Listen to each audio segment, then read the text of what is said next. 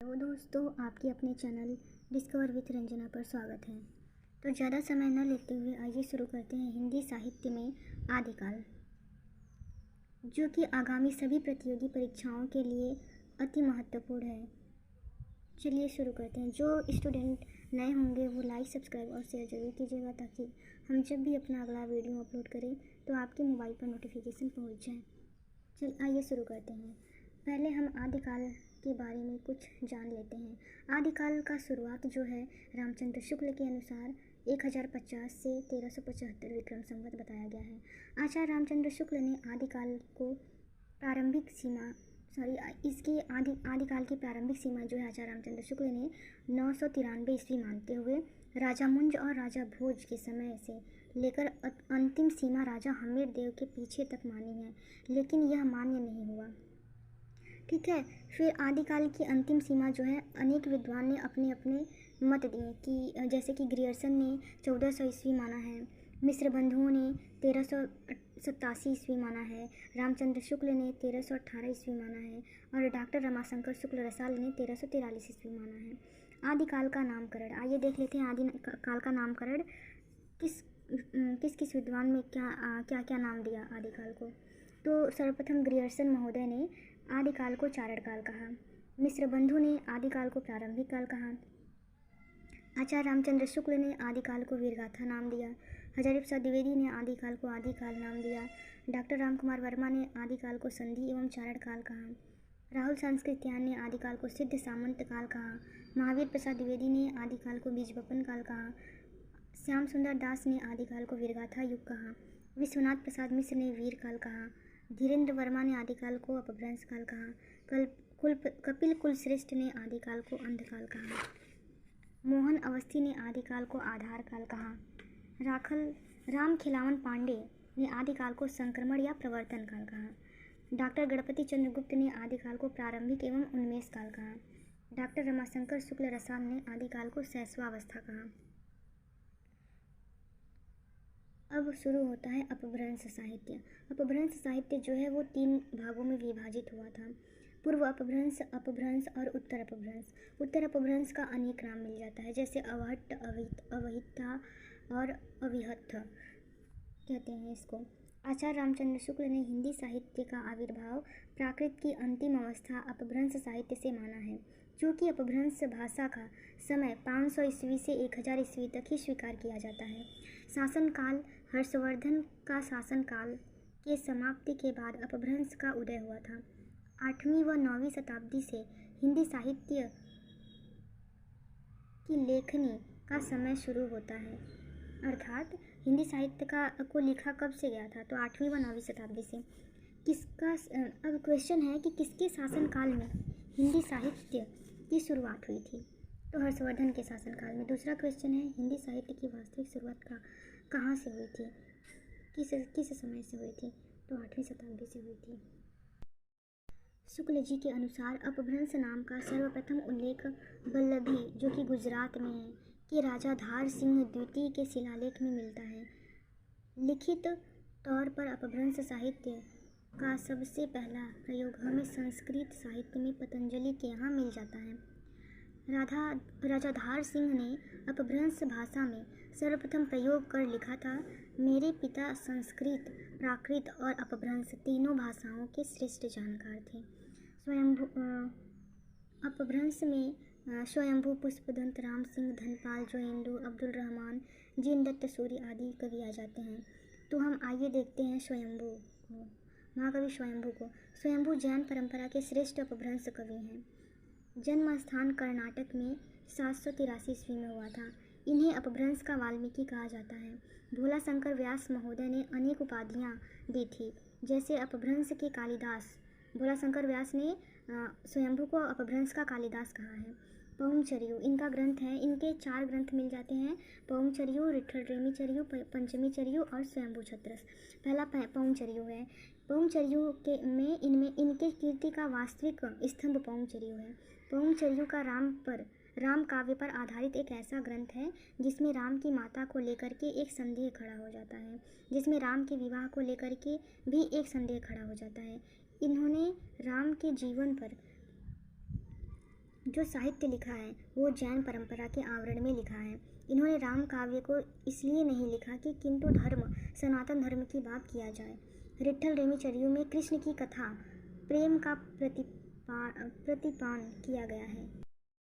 पौंचरियू यह 5 कांडों में विभक्ति अपूर्ण प्रबंध काव्य है।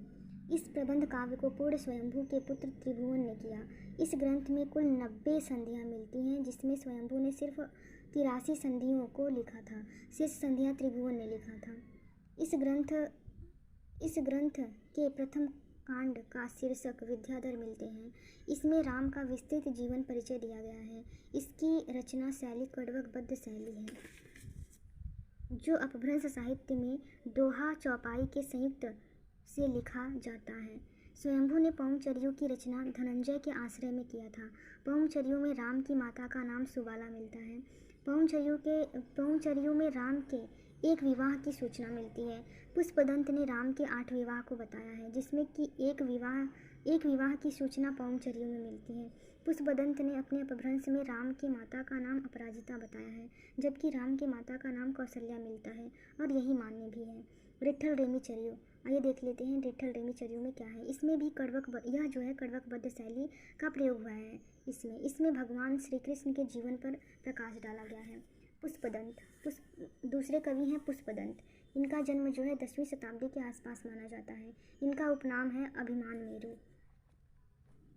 पहले जैन नहीं थे, शैव थे। अपने आश्रयदाता के कहने पर जैन धर्म अपनाया। इन्हें अपभ्रंश का व्यास भी कहा जाता है, जबकि भोला शंकर ने इन्हें माघ, भारवी, बाढ़ और भवभूति की उपाधि प्रदान की। इनके 3 ग्रंथ मिल जाते हैं, महापुराण, रयकुमारचरियू और जसहरचरियू। रयकुमारचरियू में नाग कुमार चरित्र या जय कुमार चरित्र का वर्णन हुआ है श्री कृष्ण, और जस कुमारचरियू में यशोधरा का वर्णन है। महापुराण यह एक प्रबंध काव्य है। इसका मूल नाम तिसिट्ठी महापुरुष गुणलंकारू है। इसमें 63 जैन तीर्थंकरों के चरित्रों का आख्यान 20,000 पदों में किया गया है। इसके महत्व को देखते हुए इसे जैन पुराण की संज्ञा दी गई है। कहीं कहीं इनका एक ग्रंथ उत्तर पुराण मिलता है, तो कहीं कहीं वैराट्य पुराण भी मिल जाता है। क्वेश्चन है, महापुराण कैसा ग्रंथ है? तो महापुराण जो है, इस ग्रंथ में महापुराण प्रबंध काव्य के अंदर महाकाव्य है।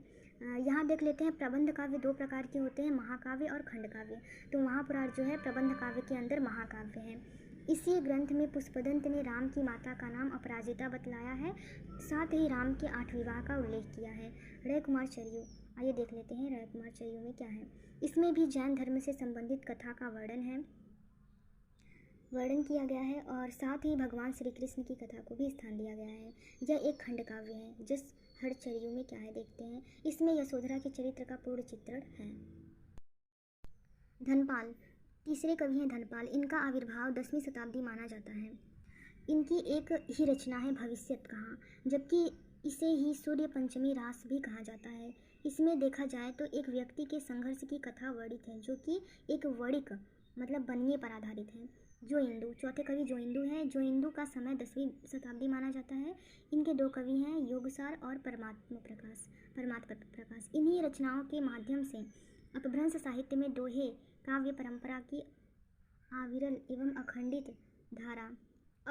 अखंडित धारा प्रवाहित होती है। सर्वप्रथम दोहे का प्रयोग जो है स्वयंभू ने किया था। अब्दुल रहमान, 5वें कवि हैं अब्दुल रहमान।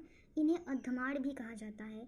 अब्दुल रहमान को अद्धमाड़ भी कहा जाता है। कहीं कहीं क्वेश्चन पूछ देता है अद्धमाड़ का ग्रंथ क्या है, तो जो स्टूडेंट्स नहीं जानते हैं कि अद्धमाड़ अब्दुल रहमान का ही नाम है, तो वो क्वेश्चन छोड़कर आ जाते हैं। इसलिए स्मरण रखिए कि अब्दुल रहमान का दूसरा नाम अद्धमाड़ है।